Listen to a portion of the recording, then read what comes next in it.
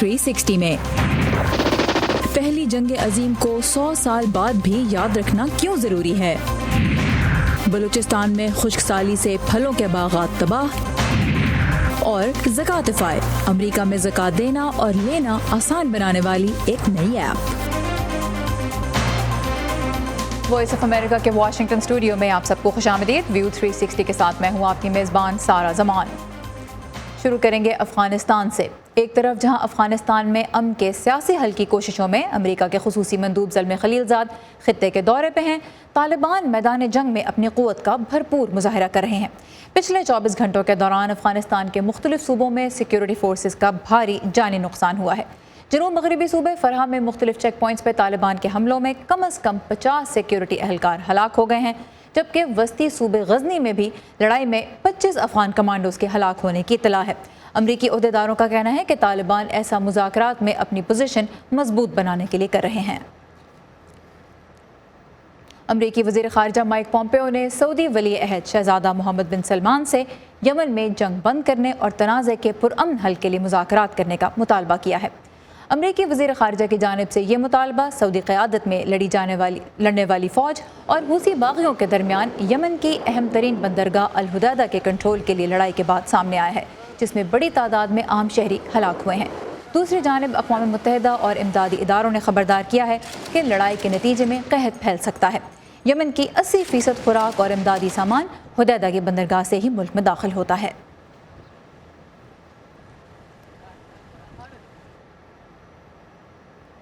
France में दुनिया के 60 मुल्कों के सरबराहान पहली जंग अज़ीम के अख्तिताम की तक़रीबात के लिए कल पेरिस में जमा हुए। इस साल 11 नवंबर को इस आलमी जंग के अख्तिताम के 100 साल मुकम्मल हो गए हैं। 28 जुलाई 1914 को शुरू होने वाली इस जंग ने यूरोप, रूस और अमेरिका को लड़ाई के मैदान में घसीट लिया था और 1.5 करोड़ से ज़्यादा इंसानों की जान ले ली थी।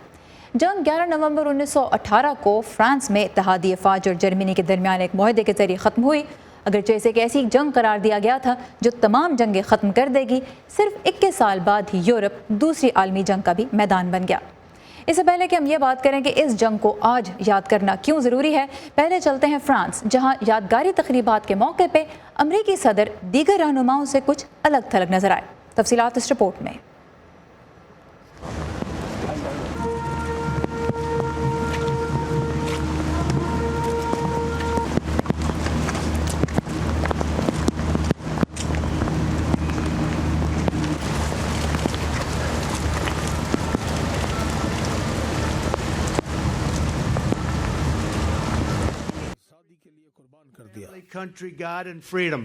सदर ट्रंप को इस खिताब से कबल पेरिस में मौसमी खराबी के बाइस एक और कब्रिस्तान का दौरा कैंसिल करने पर शदीद तनकीद का सामना करना पड़ा। इससे पहले इतवार के रोज फ्रांसीसी सदर इमानुएल मैक्रोन ने जंग के दौरान हलाक होने वाले लाखों अफराद की याद में आर्क दी ट्रायम्फ पर मुनक्किद किए गए इज्तिमा में आलमी हुक्मरानों की सरबराही की। जंग अजीम का सबक लोगों के दरमियान नफरतों का सबक नहीं होना चाहिए, ना ही माजी को भूलना चाहिए। ये हमारा अवलीन फर्ज है कि हम मुस्तकबिल का सोचें कि इसके लिए क्या जरूरी है। सदर ट्रंप की इमानुएल मैक्रोन के साथ हफ्ते के रोज होने वाली मुलाकात माजी की मुलाकातों के मुकाबलों में सर्द महरी का शिकार रही। इससे कबल इमानुएल मैक्रोन ने बयान दिया था कि यूरोप को चीन, रूस और हत्ता के अमरीका से तहफ़्फ़ुज़ के लिए अपनी एक फौज की जरूरत है। सदर ट्रंप ने इस बयान को तौहीन आमेज करार दिया था, जबकि रूसी सदर ने इस बयान को अहमियत नहीं दी। मेरे ख्याल में दुनिया की मल्टीपोलर नौइयत को मजबूत बनाने के नुक्ता नजर से ये एक मुस्बत अमल है और इस मामले में हमारी सोच फ्रांस से हम आहंग है। ट्रंप और मैक्रोन दोनों ने बाद में बयानात दिए कि वो मजबूत यूरोप चाहते हैं। CNN के साथ एक इंटरव्यू में उन्होंने अपने नजरिए की तफसील दी। आपको साफ बताऊं तो मैं नहीं चाहता कि यूरोपीय ममालिक डिफेंस बजट में इजाफा करें ताकि अमरीकी असला और साजो सामान खरीदा जाए। मेरे ख्याल में अगर हमें बजट में इजाफा करना ही है तो मुल्क की खुद मुख्तारी में इजाफा करने के लिए किया जाए। इतवार को फ्रांस के सदर ने 60 आलमी सरबराहान के लिए पेरिस में एक अमन कॉन्फ्रेंस की मेजबानी की। बारिश के बावजूद मुजाहिरीन की बड़ी तादाद भी वहां एहतजाज के लिए मौजूद थी।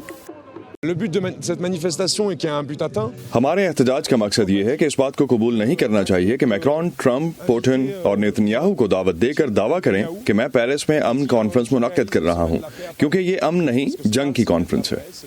صدر ٹرمپ کو تقریب سے نکلنے کے بعد اس احتجاج کا سامنا بھی کرنا پڑا۔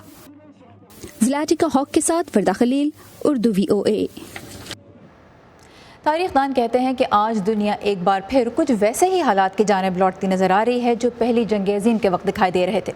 اس جنگ سے پہلے اسٹیم انجن کی ایجاد، ملکوں کے درمیان تجارت میں اضافے اور بین الاقوامی معاہدے نے دنیا کو سکیڑ دیا تھا۔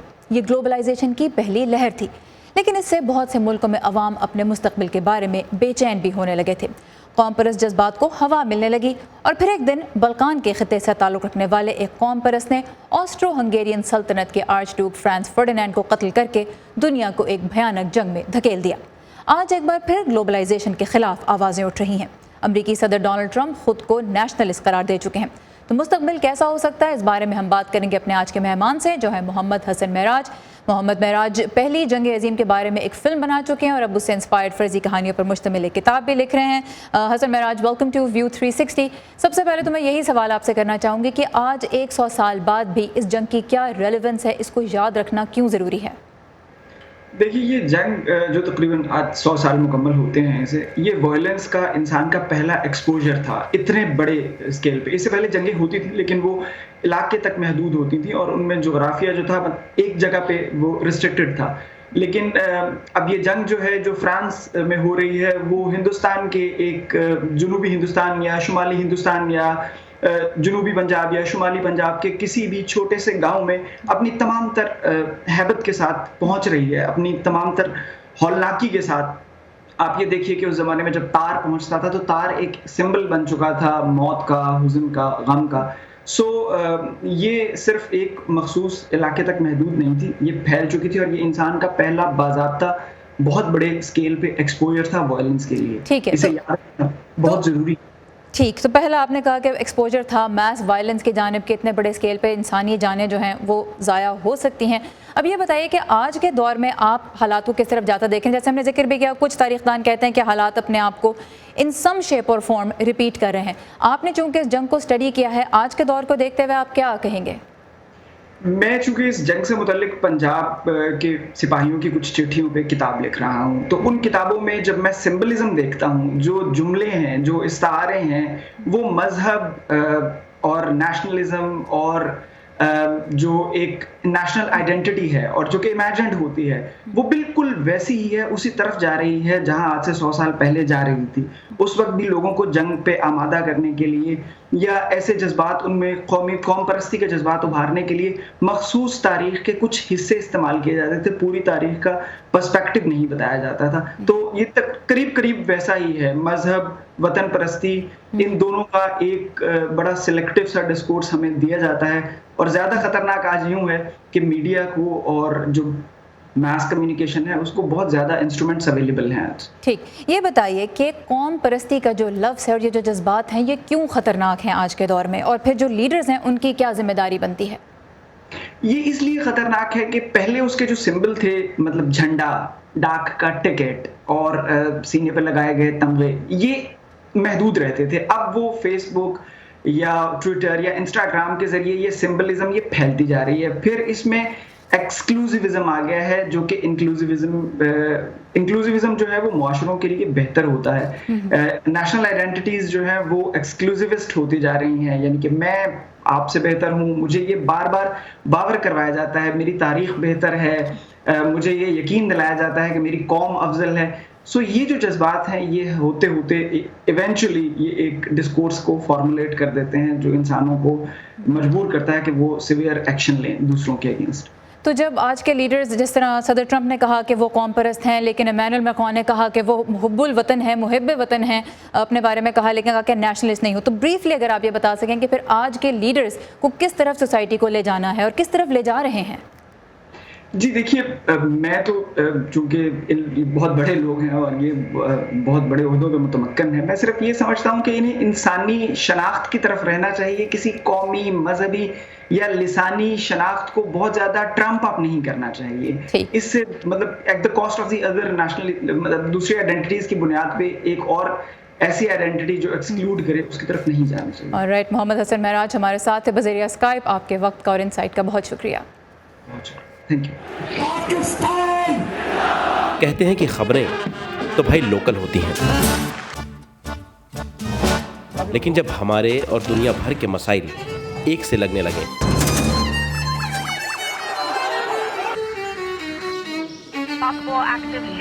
تو آنکھیں کھلی رکھنی چاہیے. امریکہ نے پاکستان اور بھارت کے کیا پتا کون سی خبر آپ کے کام آ جائے. Great ideas. 25-year-old, 22-year-olds who are building billion-dollar companies. Our dream is to bring new technologies. View 360 صرف آج نیوز پر. اس ہفتے امریکی نائب صدر مائک پینس سنگاپور میں یو ایس آسیان اور پھر پاپوا نیو گینی میں ایک اور سربراہ اجلاس میں شرکت کریں گے. توقع ہے کہ وہ اس موقع پر ٹرمپ انتظامیہ کی آزاد اور کھلے انڈو پیسیفک نظریے کو اجاگر کریں گے، جس کا مقصد اوباما دور کی ایشیائی حکمت عملی میں تبدیلی لانا ہے. لیکن خود ٹرمپ انتظامیہ کی حکمت عملی کیا ہے، اس بارے میں ابھی بہت کچھ واضح نہیں ہے. تفصیلات جانتے ہیں اس رپورٹ میں. 1 2 3 آسیان کے 10 رکن ملک جب اس ماہ سنگاپور میں اکٹھے ہوں گے تو ایک بڑا موضوع یہ ہوگا کہ کس طرح واشنگٹن چین کے بڑھتے ہوئے اقتصادی اور سیاسی اثر و رسوخ کا جواب دے گا. اکتوبر میں امریکی نائب صدر مائک پینس نے ایک زیادہ جارحانہ حکمت عملی کا خاکہ پیش کیا. ہم ایک ایسا تعلق چاہتے ہیں جو شفاف ہو، دو طرفہ ہو اور جس میں خود مختاری کا احترام ہو، اور ہم نے اس مقصد کے حصول کے لیے ایک مضبوط اور فوری اقدام اٹھایا ہے. سابق امریکی صدر براک اوباما نے یورپ اور مشرق وسطی میں امریکی مفادات میں توازن لانے کی حکمت عملی اپناتے ہوئے اس خطے پر خصوصی توجہ دی تھی، جو ان کی انتظامیہ کے خیال میں امریکہ کے مستقبل کے لیے اہم تھا. لیکن امریکی صدر ڈونلڈ ٹرمپ نے اس حکمت عملی میں شامل ٹرانس پیسیفک پارٹنرشپ تجارتی معاہدے کو مسترد کیا، جس کی وجہ سے دنیا کی معیشت کا 40% متاثر ہوا. خطے کے لیے ٹرمپ انتظامیہ کی پالیسی کو آزاد اور کھلی انڈو پیسیفک پارٹنرشپ کے طور پر جانا جاتا ہے. وہ اب ایک دوسری پالیسی اپنا رہے ہیں جو زیادہ کمرشل اور لین دین پر مبنی ہے. دوسرا فرق یہ ہے کہ ہم دیکھ رہے ہیں کہ ٹریڈ پالیسی کے شعبے میں موجودہ انتظامیہ واضح کر چکی ہے کہ وہ دو طرفہ تجارتی پالیسی اپنانے کی کوشش کر رہی ہے. جنوبی چین کی متنازع سمندری حدود آسیان ملکوں کے لیے تشویش کا باعث ہیں، جہاں چین کے علاقائی عزائم کو خطرے کے طور پر دیکھا جاتا ہے. تجزیہ کاروں کا کہنا ہے کہ امریکہ کی خطے میں موجودگی علاقائی تنازعات میں خطے کے ملکوں کے لیے تسلی کا باعث ہے. یعنی امریکہ کا اس معاملے میں دلچسپی لینا، امریکی وزیر دفاع کا خطے کے دوسرے ملکوں کے وزرائے دفاع سے ملاقات کرنا اور امریکی نیوی کی جنوبی چین کی متنازع سمندری حدود میں پیٹرولنگ. امریکہ اور چین جنوب مشرقی ایشیا میں طویل عرصے سے حریف رہے ہیں، لیکن صدر ٹرمپ کی ٹریڈ اینڈ سیکیورٹی پالیسی کی وجہ سے کچھ ملکوں کو مستقبل کے حوالے سے خطرہ ہے. وہ چین کے ساتھ اچھے تعلقات رکھنا چاہتے ہیں، وہ امریکہ کے ساتھ بھی اچھے تعلقات رکھنا چاہتے ہیں. میرے خیال میں انہیں ڈر ہے کہ ٹرمپ انتظامیہ چاہتی ہے اور ان پر دباؤ ڈال رہی ہے کہ وہ کسی ایک کا انتخاب کریں، اور میں نہیں سمجھتی کہ خطے کا کوئی بھی ملک اس سے خوش ہے. امریکہ کو چین کے روڈ اینڈ بیلٹ منصوبے کے تحت عالمی سرمایہ کاری حکمت عملی کا مقابلہ کرنا ہوگا، جس کی مالیت $1 ٹریلین تک پہنچ گئی ہے. اس کا مقصد جنوب مشرقی ایشیائی ملکوں کی ترقی ہے. اب تک ٹرمپ انتظامیہ ترقی یافتہ ملکوں میں نجی قرضوں اور منصوبوں کے ساتھ $60 ارب کا ایک ادارہ قائم کر چکی ہے. نائب صدر مائک پینس سنگاپور میں عالمی سربراہوں سے ملاقات کے دوران خطے میں ترقی کے اس منصوبے کو امریکی عزائم کے ثبوت کے طور پر پیش کریں گے. پیٹسی بداسوارا کی رپورٹ کے ساتھ نیلوفر مغل، اردو VOA. پاکستان کے بارے میں اہم خبروں کے لیے آئیے ہماری ویب سائٹ urduvoa.com پر، جہاں آپ ملک کے تمام بڑے شہروں میں اور چھوٹے علاقوں میں بھی رونما ہونے والے اہم واقعات کے بارے میں بر وقت پڑھ سکتے ہیں. اور اس ویب سائٹ پہ آپ کی دلچسپی کے بہت سے موضوعات پر آپ کو تجزیے اور انٹرسٹنگ فیچر رپورٹس بھی ملیں گی. امریکی ریاست کیلیفورنیا میں جنگل کی آگ سے اب تک کم از کم 31 افراد ہلاک ہو گئے ہیں، جبکہ 200 کے قریب لاپتہ ہیں. تقریباً 2 لاکھ ایکڑ رقبے کو جھلسا دینے والی اس آگ کو ریاست کی تاریخ کی تباہ کن ترین آگ قرار دیا جا رہا ہے. آگ سے اب تک ہزاروں عمارتیں زمیں بوس ہو چکی ہیں۔ امریکی انٹرٹینمنٹ انڈسٹری کی کئی معروف شخصیات سمیت لاکھوں افراد اپنے گھر چھوڑنے پر مجبور ہو چکے ہیں۔ گرم اور خشک ہوائیں چلنے کے باعث آگ مزید پھیلنے کا خدشہ ہے۔ صوبہ بلوچستان کے پھل دنیا بھر میں ہی شوق سے کھائے جاتے ہیں، خاص طور پہ پاکستان کے جو ہمسائے ممالک ہیں وہاں پہ یہ ایکسپورٹ بھی کیے جاتے ہیں، پھر ملک کے اندر بھی بہت پسند کیے جاتے ہیں۔ لیکن صوبہ بلوچستان اس وقت شدید خشک سالی کی لپیٹ میں ہے اور اس کی وجہ سے پھلوں کے باغات کو خاص طور پر بہت بھاری نقصان اٹھانا پڑ رہا ہے۔ اس کی تفصیلات ہمارے لیے آج لے کے آئے ہیں مرتضیٰ زہری۔ کوئٹہ سے خضدار جاتے ہوئے راستے میں ایسے کئی باغ اور کھیت نظر آتے ہیں جو بجلی کی لوڈ شیڈنگ اور بارشیں نہ ہونے کی وجہ سے خشک ہو گئے ہیں۔ ایسا ہی ایک باغ محمد اکبر کا بھی ہے۔ انہیں سیب کے اس باغ کی تیاری میں 20 سال لگے، لیکن اب پورا باغ خشک ہو گیا ہے جس سے انہیں کروڑوں روپے کا نقصان پہنچا ہے۔ کچھ ایسا ہوا کہ بجلی کی آنکھ مچولی سے میرا یہ پورا باغ خشک ہو گیا ہے۔ وہاں پر انگور کے باغ اور مکئی کے کھیت بھی خشک ہو گئے ہیں۔ میں تو اس صورتحال سے پریشان ہوں۔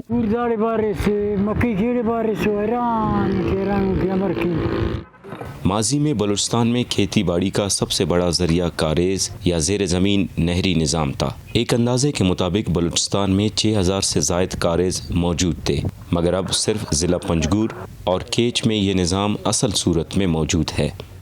ایک طرف طویل لوڈ شیڈنگ کے باعث ٹیوب ویل نہیں چل رہے، دوسری جانب بارشیں کم ہونے کی وجہ سے پانی کی کمی کا سامنا ہے۔ زمیندار کروڑوں روپے کا نقصان اٹھا رہے ہیں۔ زمینداروں کو دو جانب سے نقصان ہو رہا ہے۔ ایک تو یہ ہے کہ جو پانی کم نکل رہا ہے ان سے ان کی جو زرعی زمینیں تھی جو زیادہ ایکڑ کاشت کرتے تھے وہ اب کم ایکڑ کاشت کر رہے ہیں، ایک تو یہ کمی ہوگی۔ دوسری جو ہماری فصلوں کی جو پیداوار ہے وہ موسم کی تبدیلی کی وجہ سے 40% اس میں اس کی پیداوار کم ہو گئی۔ صوبے میں توانائی کے بحران کے حل کے لیے بلوچستان کی سابق حکومت نے 30,000 سے زائد ٹیوب ویلز کو شمسی توانائی پر منتقل کرنے کا اعلان کیا تھا۔ موجودہ حکومت بھی انہی منصوبوں کو آگے لے جانے کا ارادہ رکھتی ہیں۔ میں جو ماضی کی بھی کچھ اسکیمز جو ان سے ریلیٹڈ تھی وہ نہیں نکالی گئیں، بلکہ مزید بھی جو شامل کی ہیں وہ اسی حوالے سے شامل کیے کہ یہ مسائل حل کیے جائیں، ان کو کچھ پانی جو ہے فراہم کیا جائے جس سے یہ باغات کو بچایا جا سکے۔ ہماری کوشش ہے کہ یہ جو زمیندار ہیں ان کو سولر انرجی کے تھرو جو ہے ہم بجلی فراہم کریں اور ان کے جو مسائل ہیں ان کو حل کریں فوری طور پہ۔ ماہرین کے مطابق بلوچستان میں اس سے قبل بھی ایسے کئی خشک سالی کے دور آتے رہے ہیں، جن میں سب سے زیادہ طویل اور تباہ کن 1997 سے 2002 کا دور رہا، جس سے تقریباً 20 لاکھ سے زائد افراد متاثر ہوئے۔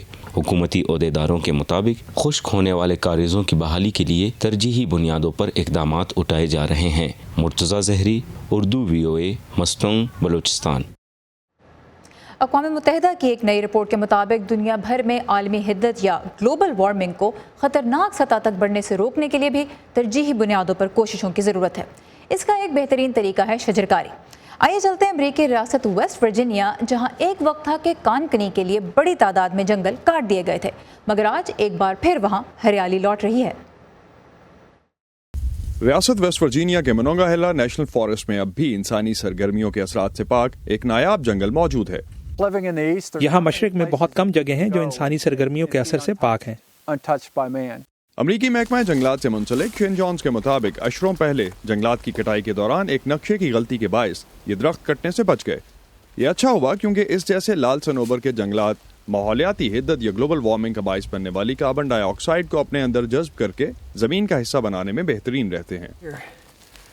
یہ سب نامیاتی مواد دیکھیں، یہ سیاہ ہے کیونکہ اس میں کاربن کی مقدار ناقابل یقین حد تک زیادہ ہے۔ کٹائی اور کوئلے کی کانکنی کے باعث اپلاچیا کے پہاڑی سلسلے سے لال صنوبر کے 90% جنگلات ضائع ہو چکے ہیں۔ توانائی کے لیے کوئلہ جلانے سے ماحول میں کاربن ڈائی آکسائیڈ کی مقدار میں مزید اضافہ ہو رہا ہے۔ گلوبل وارمنگ کے بڑھنے کے ساتھ کاربن ڈائی آکسائیڈ کو ختم کرنے کے لیے جنگلات کی ضرورت میں بھی تیزی سے اضافہ ہو رہا ہے۔ تاہم کینٹاکی یونیورسٹی کے کرس بارٹن کا کہنا ہے کہ ٹراپیکل رین فارسٹ کو ہی اس حوالے سے توجہ دی جاتی رہی ہے۔ یہاں واشنگٹن سے صرف 4 گھنٹے دور دنیا کے اس حصے میں جہاں موسم بھی مناسب ہے، ہمارے پاس اربوں درخت لگانے کا موقع ہے۔ یہ ایک وجہ ہے کہ بارٹن نے گرین فارسٹ ورک کے نام سے ایک گروپ شروع کیا۔ یہ گروپ اپلاچین جنگلات میں کانکنی کے لیے صاف کر دی گئی زمین کے تقریباً 4 لاکھ ہیکٹرز پر نئے سرے سے جنگلات اگانے کی کوششوں میں ہے، لیکن یہاں ایک مسئلہ ہے۔ یہ زمین بہت ٹھوس ہے جس میں پانی بھی جذب نہیں ہوتا، جڑیں نہیں بن سکتی، یہاں تک کہ آکسیجن کا بھی گزر نہیں ہو سکتا۔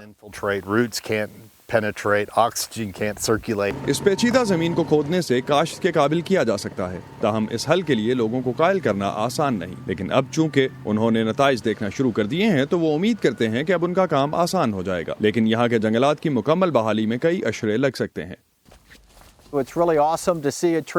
یہ دیکھنے میں بہت اچھا لگتا ہے کہ آپ نے جو درخت 8 سال پہلے لگائے تھے آج وہ آپ کی کمر تک آ چکے ہیں، لیکن ہر روز کے اختتام پر جب ہم جائزہ لیتے ہیں تو محسوس ہوتا ہے کہ کام تو ابھی شروع ہی ہوا ہے۔ دنیا بھر میں ماہرین کا کہنا ہے کہ قدرت ماحولیاتی تبدیلیوں سے لڑنے کے لیے بہت طاقتور ذرائع مہیا کرتی ہے۔ قدرت کام کرتی ہے لیکن آہستہ۔ اسٹیو بیراگونا کے ساتھ اسد اللہ خالد، وائس آف امریکہ۔ خیرات اور عطیات دنیا بھر میں مفلسی کے شکار افراد کی کفالت کا ایک بڑا ذریعہ ہے۔ آج کی دنیا میں موبائل فونز اور ایپس کے ذریعے عطیات دینے اور وصول کرنے کے روایتی طریقے تیزی سے بدل رہے ہیں، تو امان اظہر آج ہمیں بتا رہے ہیں زکاتفائی کے بارے میں، ایک ایسی ایپ جو امریکہ میں زکوٰۃ دینے اور لینے کا انداز بدلنے کی کوشش کر رہی ہے۔ زندگی میں کب کیا ہو کسے معلوم، اور جب حالات اچھے نہ ہوں تو سڑک پر چلتے اجنبی کا ہنس کر بولنا بھی گویا دکھ کا مداوا ہو سکتا ہے۔ ان جیسے غربت کا شکار افراد کی مدد کے لیے امریکہ بھر میں فلاحی تنظیمیں سال بھر عطیات اکٹھا کرتی ہیں۔ واشنگٹن ڈی سی سے کچھ ہی فاصلے پر واقع پینی اپیل یو ایس اے بھی ایسی ہی ایک غیر سرکاری تنظیم ہے۔ پینی اپیل یو ایس اے کے اسامہ میزوئی کے مطابق ان کی تنظیم کا ماڈل انفرادی طور پر دیے گئے عطیات پر مبنی ہے۔ روایتی طور پر چندہ عشائیوں، تقریبات، چیریٹی میلوں یا عبادت گاہوں جیسے مساجد یا گرجا گھروں کے ذریعے اکٹھا کیا جاتا ہے، اور ہم دیکھ رہے ہیں کہ زیادہ تر خیرات آن لائن ذریعوں سے آ رہی ہے، اور اس تبدیلی کے ساتھ نئی ایپس بھی سامنے آ رہی ہیں۔ اور ان نئی ایپس میں اسامہ زکاتیفائی ایپ کا ذکر کرتے ہیں جو ان کو عطیات تک رسائی کے لیے نئے ذرائع فراہم کر رہی ہے۔ زکاتیفائی ہمارے لیے بہترین ہے۔ یہ ایپ لوگوں کو زکوٰۃ باقاعدگی سے دینے کا طریقہ کار مہیا کرتی ہے، اور زکاتیفائی کے ذریعے وہ ایسا باقاعدگی اور ماہانہ بنیادوں پر کر سکتے ہیں۔ زکاتیفائی کو لانچ کرنے میں شاہد امان اللہ کا بڑا کردار ہے، اور وہ اس ایپ کے بارے میں کہتے ہیں 30-40% اعداد و شمار کے مطابق 30 سے 40% امریکی مسلمان غربت سے نبرد آزما ہیں، اور اکثر اوقات امریکہ میں مسلمان کمیونٹیز کو ایک دوسرے کے حالات کا علم نہیں ہوتا۔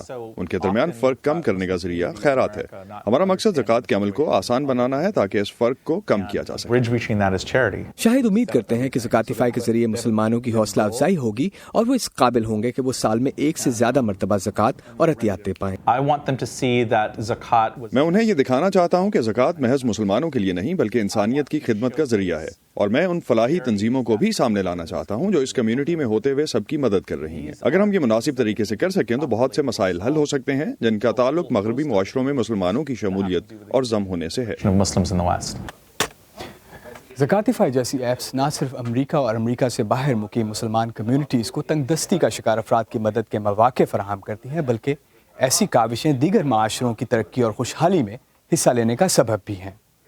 امان اظہر، اردو VOA، واشنگٹن۔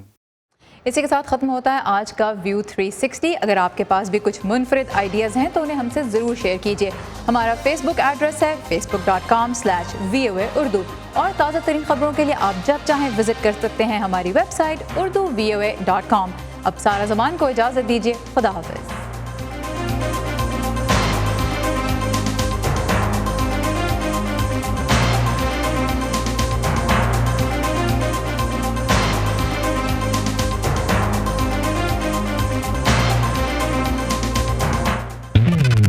تازہ ترین خبریں، اہم واقعات، آڈیو ویڈیو رپورٹس اور تجزیے دیکھنے، سننے اور پڑھنے کے لیے ڈاؤن لوڈ کیجیے VOA اردو کی نئی ایپ۔ خبریں اب ہر وقت آپ کی مٹھی میں۔